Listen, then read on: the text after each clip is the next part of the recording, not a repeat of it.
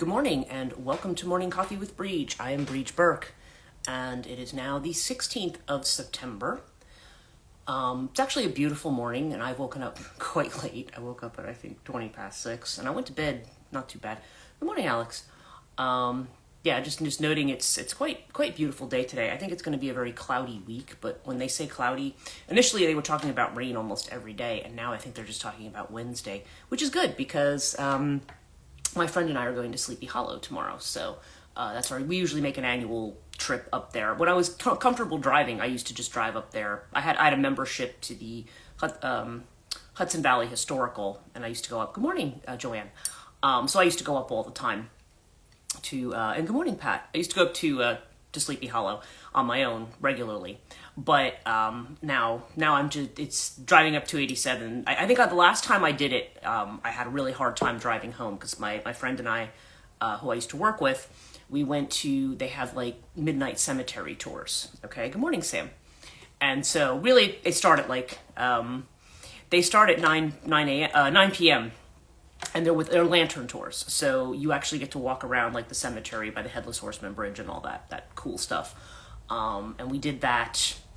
I forget. It shows up in my memories on Facebook every now and again. But it was a library director who I worked with, my co-director at FDU. We were both like, when she was hired, we were both just like, oh my god, like we just love going into graveyards. I mean, yeah, because we're just those kind of people. And so the idea of like being able to walk around the cemetery. My friend who I'm going with. Good morning, Suda. My friend who I'm going to Sleepy Hollow with on Tuesday. My friend Paulina. She also likes to do that, and we've also done that lantern tour. But the last time I drove from Sleepy Hollow, it was terrifying driving home because it was dark. I was starting to have my driving issue. Good morning, Leela. And so it was kind of a rather harrowing ride back home from there. And, we made it. It was fine, but it was, after that I was like, So now when I go to Sleepy Hollow, generally I have somebody who drives me. And Paulina, like, sometimes she'll call me up and she'll be like, hey, like, we got the issue of Weird New Jersey, and we're like, all right, where do we want to go? During COVID, we went to a lot of cool places that, like, Shades of Death Road and, what was the other one we went to? There's a lot of places up here. I live near Warren County, and Warren County is, there's Mabel again. I'm just reading the live stream chat here. So during COVID, when we couldn't go places, we would meet, we were both kind of isolated, and then they would be like, that's so fun. Love a shortest road trip with a friend. Yeah. And she just liked driving places. So she was like, I'll drive, let's go. So, and like I said, I hate driving. Leela knows me. Leela certainly knows that I have, about my issues with driving. So so that's been, and that's kind of an on and off thing. I'll have moments where it's better, where I feel like I feel a little more confident. But then, I can't get on highways now at all. So that's just one thing I still find that I can't do. My regular routes on the back roads, I'm pretty okay. I can, I can manage that. But then when I feel like I have to go somewhere else, and sometimes even on those roads, I have a problem. So, and I just never know. So, anyway, that's something for working on with Rahani. But I'm just feeling like I need these next 2 days kind of off. Still need to promote the school though, because right now nobody's registered and there's literally 2 weeks left before, I think I have to close registration on the 30th. So, except for maybe audits. People could potentially audit, but if I don't have people, then I'm going to have to postpone it or something if people don't sign up. So, but also I did kind of a promotion of the faculty last week, and then I'm like, okay, I've got to get on. I would like to actually do a live stream, maybe even a YouTube live stream this week with the faculty, but I don't know what everyone's availability is. There's a lot of people I'm emailing, and I know that, like Joanna Badlock has just recently had to move one of her. She owns, I think her and her husband own a house up in Lake Placid, and they also have their house in near the school, near the school where we both teach. And and I know she had to move out of that house. There was some kind of changing going on. Let's all share the poo out of it this week. Maybe create another post we can share. Yeah. Okay. So it's So I don't know. So we'll see. What was I talking about? Yeah, it was. I'm also not, this is actually my second cup, and I'm still like not entirely here at the moment because I had some strange dreams and stuff last night too. But what was I saying? Yeah, now I've lost track of it. Anyway, probably not that important. Yeah, this is my. Well, you know what? It's funny. I had a very, very productive day yesterday.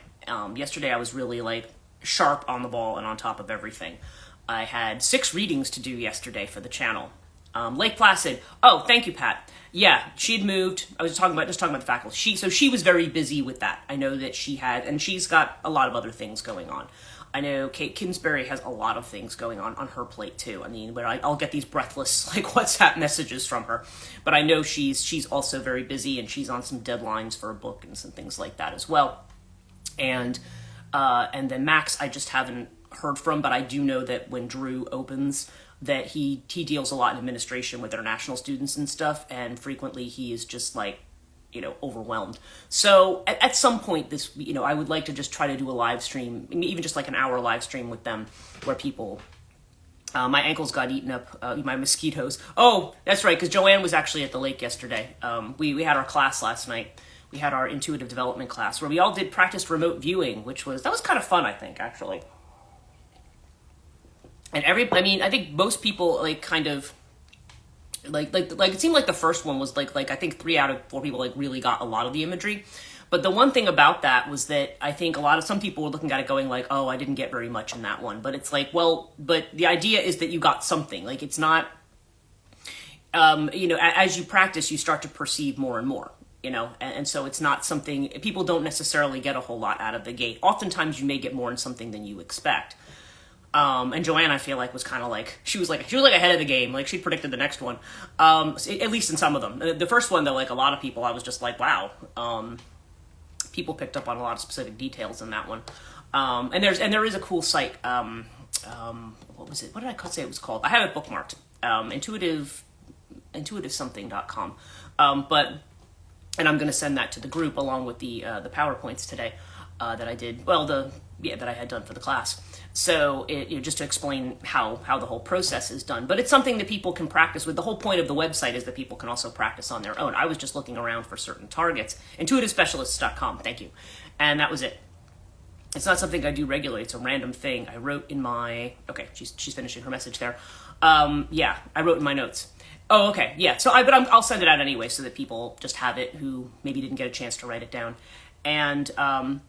yeah, so it's just kind of an interesting thing, and if you happen to look at the page of targets, there's like a ton of them, and I'll probably send the direct target link page. But you just open up, you click on a target number, and then you just write for that 10 minutes, and then click on the feedback, and then you can actually see what it was. So it's interesting, and they actually offer classes in remote viewing too. It's not something I've done a whole lot of, but I feel like, again, like I said to everybody, we're not CIA agents here, but it's just because I know that was one of the programs they had was trying to work on remote viewing experiments and stuff. But it is something, there is, like we were talking about associative remote viewing, which is people who want to like figure out the lottery numbers or figure out how the stock market's going to go or whatever. And I don't know quite how well that works. I guess you would have to... that's interesting because my mom, of course, anytime I talk to my mom, and I forgot to call my mom last night. My sister's coming home today, thankfully, because I usually call her. But that was the one thing I forgot to do yesterday. My mom's always on about winning the lottery, although she's finally gotten to a point where she was like, it was fun. Yes, it was. I thought so. But my mom's always on about it, and she's finally gotten to a point, now she's only 87 years old, right? But she's just like, I don't know. She's like, I'm starting to think it's a waste of money. And yeah, I enjoyed it. Yeah, it was, I thought it was just, it's interesting. And some of these exercises, they're meant to be, they are meant to develop your intuition, but they're also meant to be kind of fun too. It's not like supposed to be, okay, there's all this boring theory about, well, theory is kind of not the point. You kind of want to get in and practice some things. And we'll have something else fun next week as well. But, and like I said, anybody can join us at any time. It's $25 per week if you didn't pay for the 10 weeks. So, yeah, anybody can feel free to jump in at any point. It's not like you had to start the class from the beginning. That's one of the cool things about intuitive development classes is that they can stand alone. You can jump in at a certain point and just learn one specific thing for that day. or have one specific type of practice. So, so in any case, yeah, so I've got that. I've got the school on the hopper. I've got a lot of things kind of on my mind, but I've also got my guides telling me, well, I mean, the lunar eclipse card came up in this deck again this morning. I don't know if I have it on top here. Yeah, here we go. This card came up for me again this morning. A magical tune-up. Yeah, exactly. That's exactly what it is. Kind of, oil all the machinery for, maybe that's probably not the right metaphor, for your intuition. But yeah, so this card came up for me strongly this morning.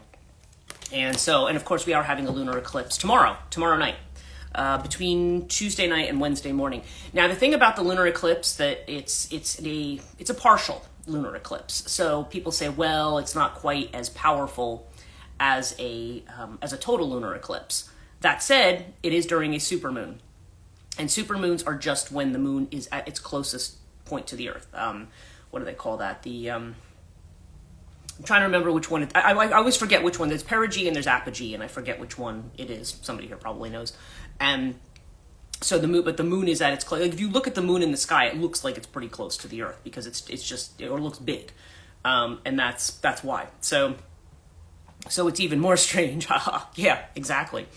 But the lunar eclipse is there to I don't know, there's something so whatever, like the partial aspect of it may be why some astrologers are kind of like, partial lunar eclipse, whatevs.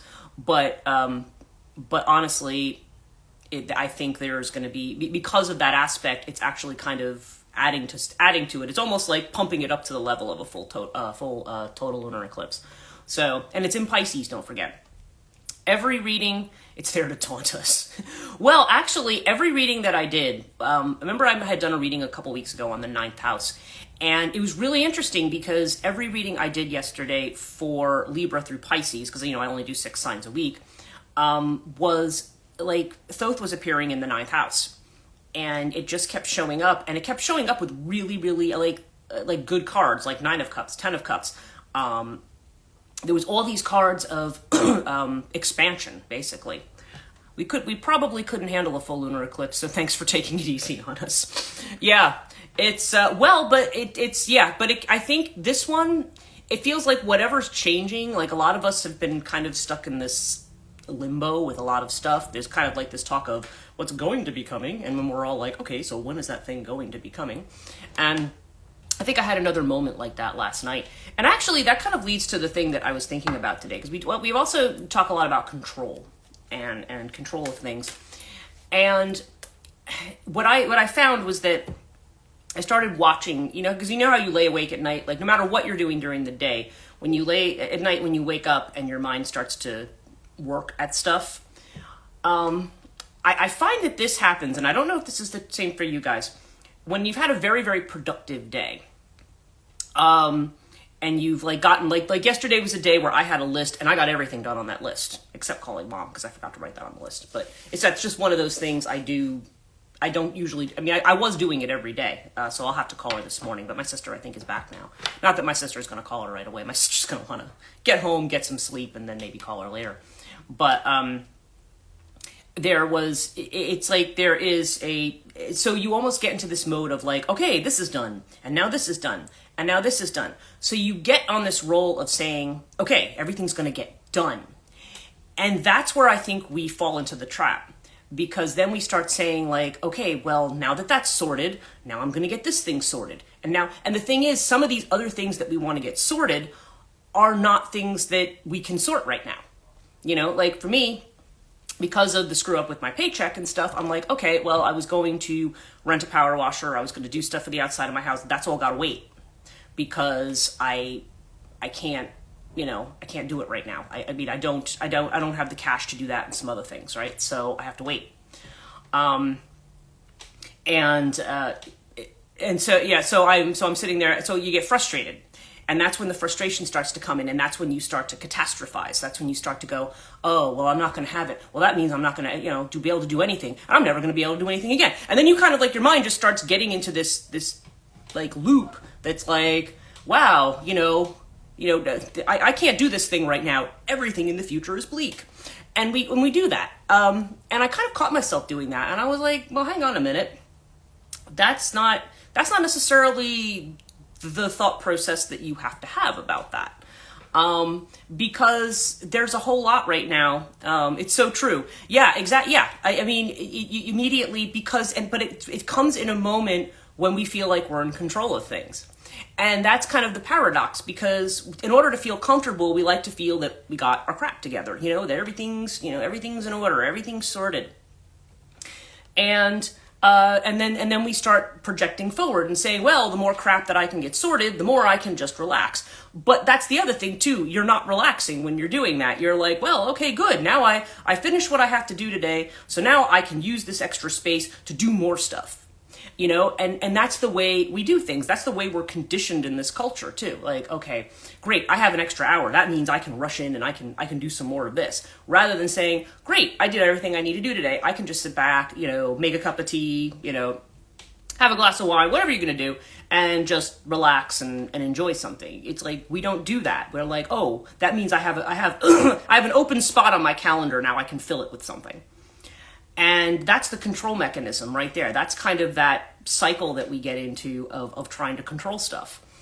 And that was kind of pointed out to me as like, okay, there's the point right there where, maybe it's a little bit cognitive, but I did ask the question. I said, okay, so how does one break that? Because remember, we're talking a lot about how cognitive work can take a really, really long time, and reconditioning can take a really, really long time. So we might feel like, so I could sit there and say to myself, well, no, you did everything you were supposed to do today, and it's fine, and all of that other stuff you will get to when you're supposed to get to it. Instead of feeling, but because you've got like this forward momentum, it's almost like you're driving and now you have to slam on the brakes, and it's like, so we get kind of jarred by that. So the thing is, but this also may be part of, everybody, I think it was Suda was posting the turtles before, again, and it was kind of like, yeah, there may be this whole thing about slowing down. Like, we need to slow, that's why we're slowing down, because if you're driving really, really fast and then have to slam on the brakes, it's kind of like, no, you're better off if you're just easing your way into it, because then when you hit the traffic jam, you're just there. You just hit the brakes, there's no anxiety, there's no pressure. You ease your way into things. But when you have a big burst of energy, like if you happen to be a generator type, okay, me all 2024, yeah, right, yeah, you feel like you have whiplash, right? You feel like you're just stop, go. But if you're a generator type, of any manifesting generator or generator in human design, I remember being told, the work done in a hurry is different too. Planning is better. Yeah, exactly. Or things that you just take your time. It's more of a quality, not quantity thing. It's not like how much can you do. And part of the problem I know I have is that I have too many things going on. And so it's kind of like, oh, well, how well are your books selling? Well, I haven't been able to focus on my books because I've been focused on this other stuff. But for me, I don't know. It's like I have to try to keep all these plates spinning at once, and I'm not going to be able to totally focus on one thing at a time. And at the same time, I don't want to do, I know people who will literally spend their entire times planning and never actually execute anything. So it's kind of like finding that sweet spot between, yes, there needs to be some planning, or there just needs to be a sense of, okay, well, if I only got this thing done today and I'm energetic, that doesn't mean I need to do 10 more things. But what I was about to say about generator types is that we tend to have a thing where we want to kind of rush in, and it's like we have these bursts of energy and we just want to kind of go, and then you collapse, and then you collapse for 3 days, and then you pick up and you go, and that's the way generators tend to be, and that's 85% of people. They have that according to human design, and I remember that was the first Vedic astrologer I ever went to, Prasannan. He was the one who had told me that, and because he was playing around with human design stuff too, as well as while he was learning astrology. And he said, because he was saying, he's like, wow, you're doing a lot of things, you're burning the candle at both ends. And he's like, oh, but that's kind of what your type does. So there's a lot of us who that's natural and normal for us. But I think too. But what I've also no comment. But also, what I've noticed about the human design types as well, like especially as I've worked with people and I've done their life path charts and things like that, where I've looked at that big picture. I've noticed that people who start life as generators, as you get towards the second half of life, let's just say, for argument's sake, post 40. Okay, some people, Jung would have said like 35. I don't know. I mean, lifespans, they're longer and longer. A lot of people live into their 80s, 90s. Some people even to being 100. So really what true midlife is, you don't know. But okay, if we want to say between 35 and 40 is roughly midlife, okay? And some of us are just a little beyond that. I find that there starts to be a shift. Because if you're the type of person who really got into working 14-hour days, as you start to get into that second half of life, it's like you are literally slowing down. And that is actually a very just natural thing with being human, is that you slow down. But we have this kind of long-term resistance. And again, in the book that I've written, I feel like my academic book, I feel like I always compare this to, I always put like, good morning, Patrick. I always put death kind of in the center of this. Okay? Because, and I know that sounds, freakish to some people, but because a lot of what we're doing is we are kind of fighting off death, so to speak. And what I mean by that is, first of all, we don't live in a culture that accepts death. We spend a lot of time trying to avoid it. We spend a lot of time trying to, like we're always trying to look younger as we get older. There's all kinds of stuff about, not wanting to look your age and so forth. And again, a lot of us have gotten into a certain age where before we might have been, I think we had this conversation, Joanne, on your podcast, like you start to feel like you're a crone, so to speak. But really, if I compare myself at 52 to women, probably when my mom was younger, like when I was a kid, who would have been 52, it's a big difference. I mean, we don't tend to look, we don't tend to, I remember, I think I've mentioned this before, when we were throwing out, I used to work at a library periodicals department, and when we started recycling all these old magazines from the 70s, like McCall's and things like that, if you ever saw those ones you see in the grocery store that are kind of on the stand there, like those Good Housekeeping, those women's kind of magazines. And I happened to look at one that we were getting rid of, and there was a thing in it about makeovers for like housewives or something. And it was like they were showing all these women in their 40s. And I'm looking at these women, I'm like, these women all look like they're in their 70s. Like they don't look like they're 40. It was just astonishing to me. I was like, because I don't know anybody around my age who looks like that. Yeah, Edith Bunker represented a 45-year-old woman in the 70s. Yeah, exactly. And, how many of us at this age look like Edith Bunker? I mean, at least I don't think I do. It's just such an interesting change. So, I mean, the way that we are as humans seems to be changing, the way that age affects us. But we still do spend a lot of time, as we get older and older, there's a lot more time. When you're younger, you don't think about it at all. I know that one of the things I did was look at the death studies that were done. Can't remember the guy's name. Begins with a K. Any case, there was a guy who, there's one psychologist who literally did studies of people about attitudes towards death. Kastenbaum, is that his name? That might be it. But he had done all these studies and started with people in their, like in their 20s. And of course, they're just like, no, I don't think about that at all. Which is why actually my department chair always says to me, he's like, you're bringing up like Jung and Neumann and stuff to freshmen. He's like, that's a little beyond them. They're not quite there yet.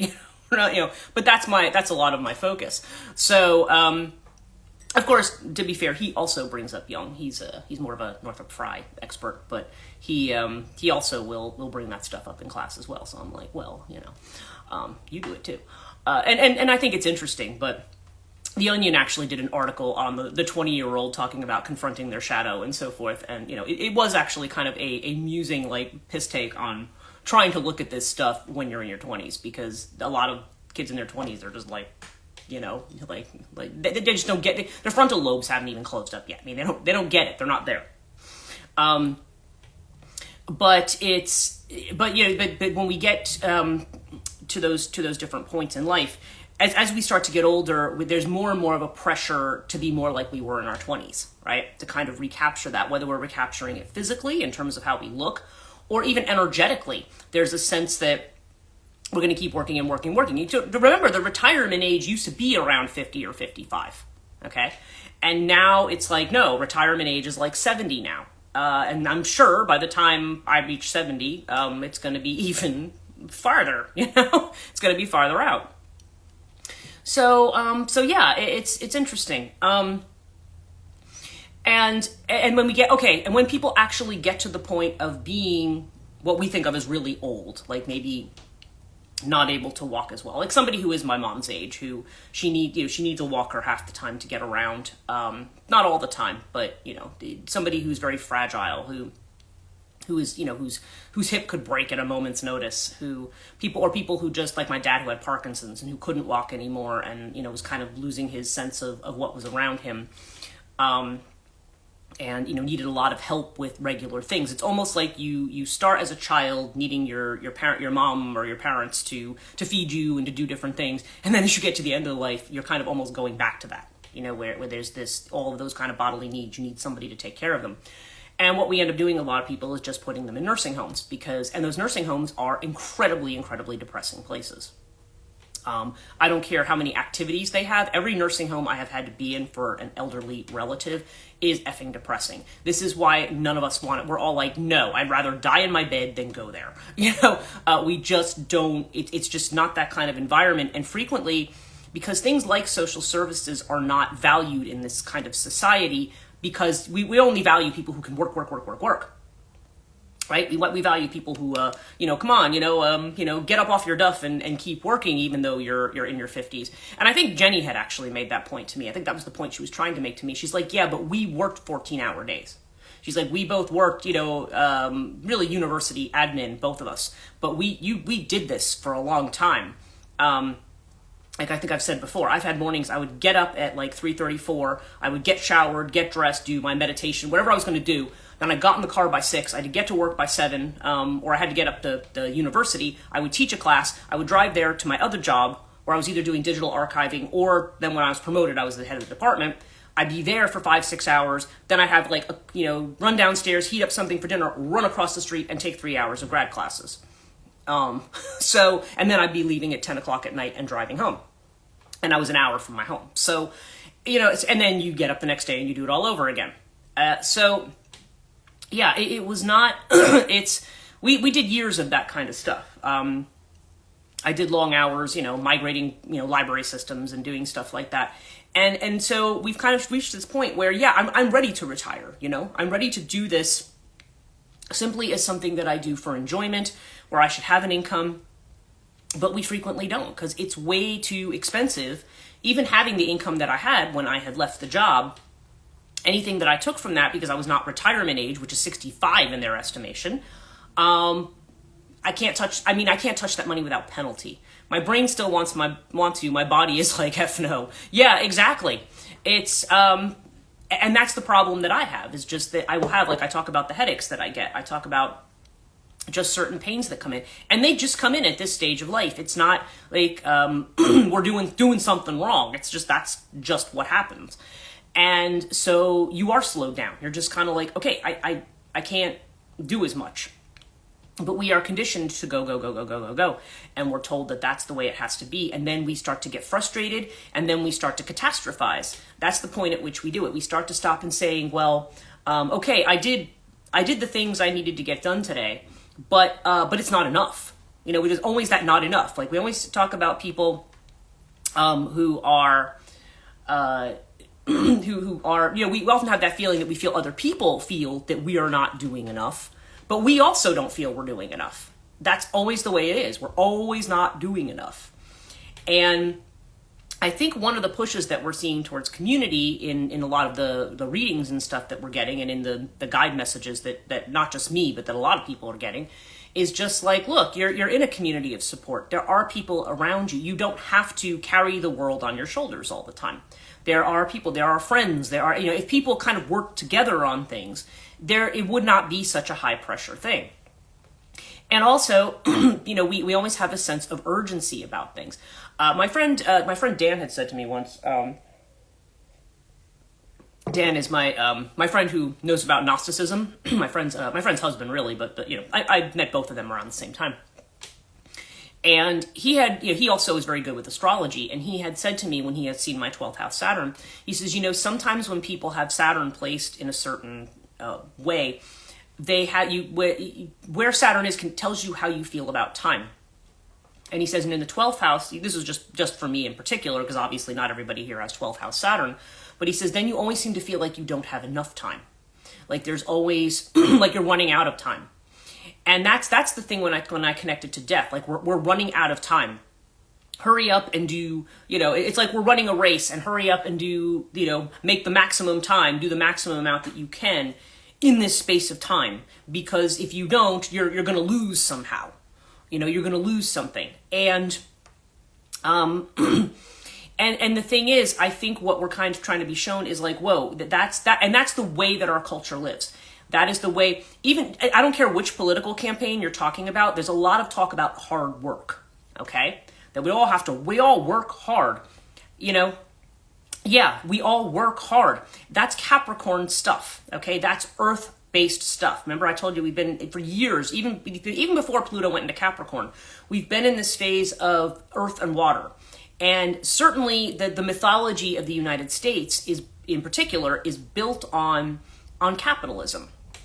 And capitalism, look, I'm not knocking capitalism. There's a lot of great things about capitalism, but we're starting to see the shadow side of that, which is we have no life. Our lives, the idea is you're owned by some kind of a corporation unless you have somehow cheated or beaten your way to the top in some way, My very narcissistic mom is a Capricorn. Yeah, I mean, Capricorns can be very steady, persistent, excuse me, again, hardworking types of people. But Capricorns, like a lot of earth signs, speaking as one, we can also sometimes be very, very rigid in the way that we do things. And sometimes we can get into a very stubborn, well, no, this is the way it's going to be kind of thing. Traditionalist at times. Yes, exactly. And Capricorn is very traditionalist. But even beyond Capricorn, because like I said, there's been a strong Capricorn influence, to move into an age that is connected to Aquarius, this is a whole different way of thinking and doing things.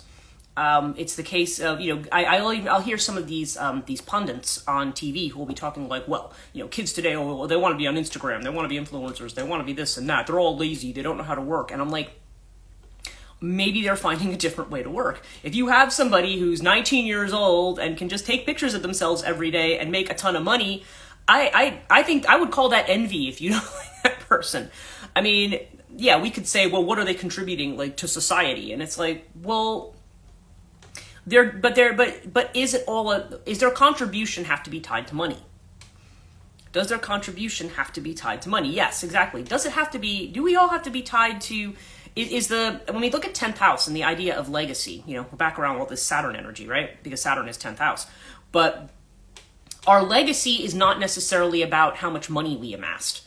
Our legacy is like, what did we do? How did we manage our life? What did we kind of leave as our legacy? Again, as I said, for some people, they have kids and that's their legacy, right? For some people, they write books or they paint pictures or they, like the different route to the same destination post. There's all kinds of different roads. It's a George Harrison song, any road will take you there, right? Everybody has their own thing that they contribute. And we tend to value certain contributions over others. And that's not kind of the point. The point is that what are we contributing to the cultural conversation? What are we contributing to the collective here? And we all have something to offer, even if we think we don't. Everybody has something to offer. And a lot of times, like a lot of the work I will do initially with people I coach is, okay, what is it, trying to kind of not necessarily pinpoint exactly what that is, because that can also shift over time. What we contributed when we were younger may not be what we contribute when we're older. And if you have that generator energy, you do slow down. And then trying to learn a new way when your design has been to just go, plus living in a society that says in order to be a decent, upstanding, hard work, a member of society, you have to be working. Get there faster or take the scenic route and savor the view. Yeah, and I think about, and then there's certain cultural things as well, inflections. Like I come from both, I have an Irish-English background on one side and I have an Eastern European background on the other. And I can tell you that the Eastern European background in particular, from my mother's side of the family, is if you're not working every moment, you're lazy and a disgrace, right? My mother, she's almost like a metaphor for this, because she has to go out every day. Like there's trees in the neighbor's yard that hang over her driveway. She doesn't have a big driveway, but she has to go outside every day and sweep it. And if one thing ends up on the driveway, she has to go out and pick it up. Nothing can be on there. I'm like 200% Italian here. Yeah, and I'm sure that there's that kind of an element, but there's always this element of what you should do. And again, some of it is family protection. Sometimes it's family trying to say to us, well, we don't want you to be hungry. We don't want you to be on the street. So we want you to work hard and build up a big nest egg so that doesn't happen to you. I mean, it's understood where this can come from in families, if you're thinking about it in a positive way. But sometimes that's not the way, basically what there is, that's not necessarily the way to do things. So you spend all of your time, digging ditches or whatever, metaphorically speaking. Maybe literally for some people, who knows? But knowledge work shouldn't be hard. Well, exactly. And when you're doing what they do so-called white-collar work, that work is not, there's some work, like think about COVID, okay? What was the fundamental work? The people who were in the grocery stores stocking the shelves, right? The people who were making deliveries, the people who were running pharmacies and doing things, doctors, nurses, people who were doing that fundamental work, who frequently, in a lot of these cases, are not paid for. People doing delivery drivers, right? We think, oh, that work's not important. Oh yeah? Well, when you can't leave your house, that work's darn important. when there's a shortage of food and toilet paper and all this other stuff, that's important. The people who are continuing to produce that kind of stuff are important. So what's important? We all kind of say having a big bank account's what's important, right? But is that what's important? My husband working at the TP factory. Yeah, that's a super important job. That's something that you can't underestimate. These are the things that you start to recognize that they have the value. And I think people during COVID said, yeah, the people who are paid the least are the people who are the most valuable. And you will see that a lot.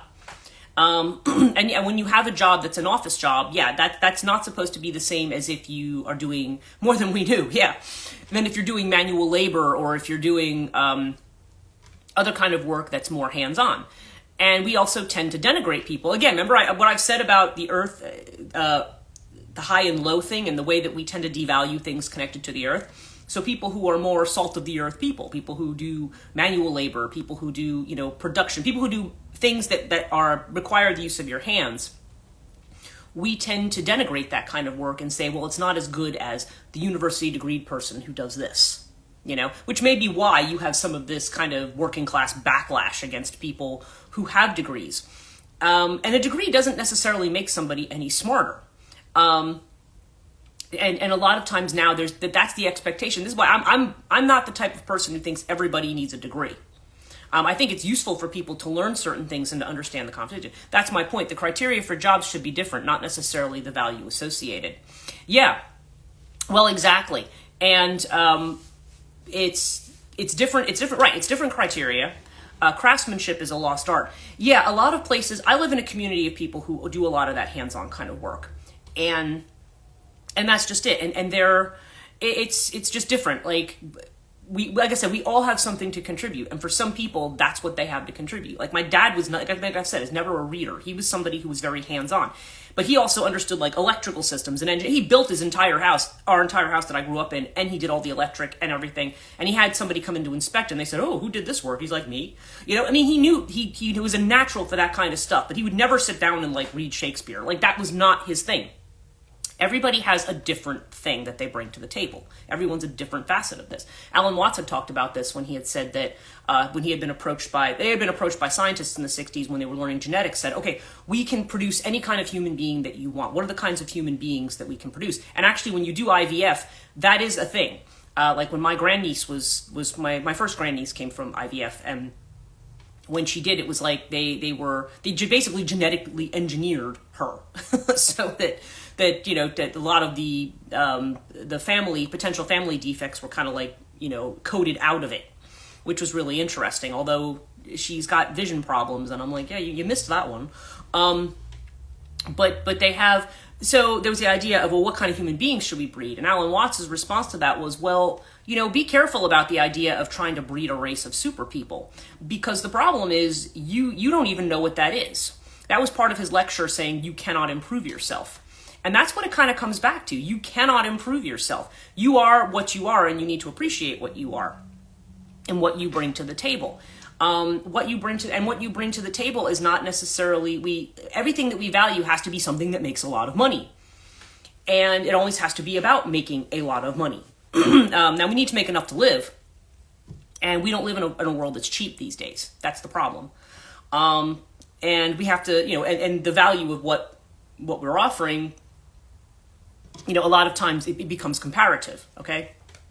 Like if I offer Rouhani, I'm offering it at the same rate that other Rouhani practitioners are offering it online, with some discounted rates and things for bulk, but because normally I have a flat hourly rate of kind of like $150, but it's like, but I try to do things in bulk and in packages, to try to bring people in, and people do appreciate the cheaper prices, and sometimes it's about enjoying the view. Yeah, exactly. But then there's the kind of thing of trying to balance those two things.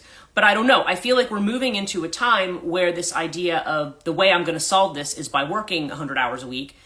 That's not going to be the way. And the whole point of us with these new technologies and new ways of doing things is that we shouldn't have to do it that way, So let's look at our reading, because we're almost at 1:45. Yeah, aloneness is our first card again. We have the Hermit.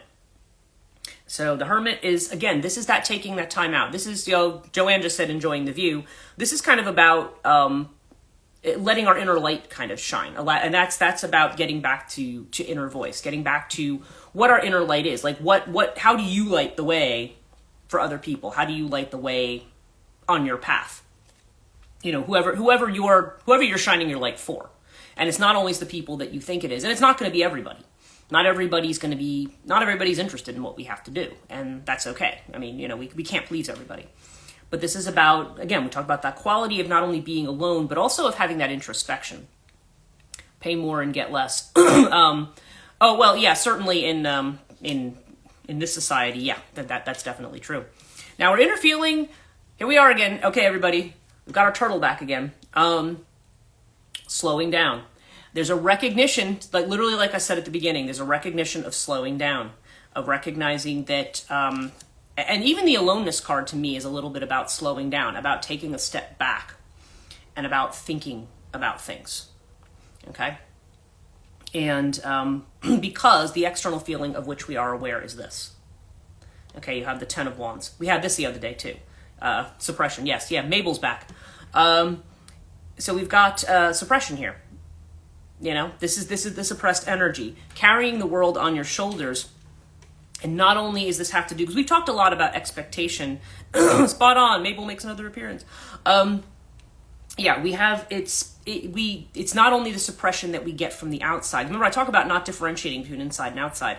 It's the pressure that we put on ourselves too.